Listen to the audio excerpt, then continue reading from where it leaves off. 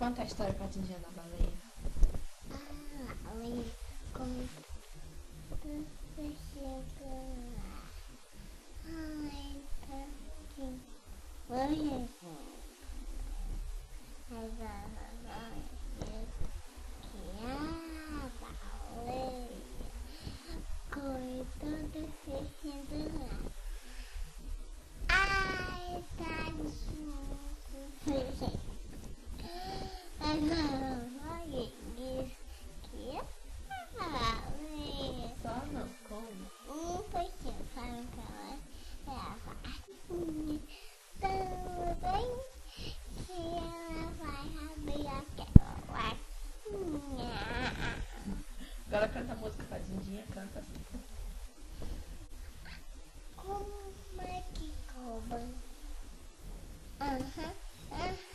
Isso que atenção.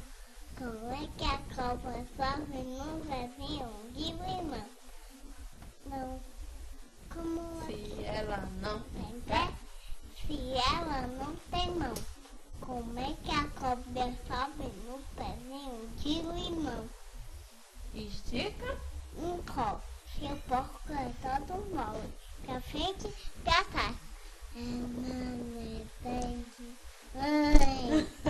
E como é a música da Xuxa? Ia, oh, oh, oh.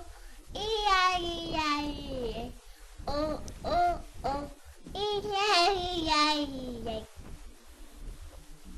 E como é a música da Dona Aranha? A dona Aranha subiu pela parede, vinha chuva forte e a derrubou. Já parou a chuva, já tá saindo. E a dona Aranha continua subindo. Ela é teimosa e desobediente. Sobe. Nunca o quê? Você esconde. Porque os dedinhos. Vai, canta a música dos dedinhos. Vai, bota os dedinhos. Como é? Não sei, vou ter que me ensinar. Gaga.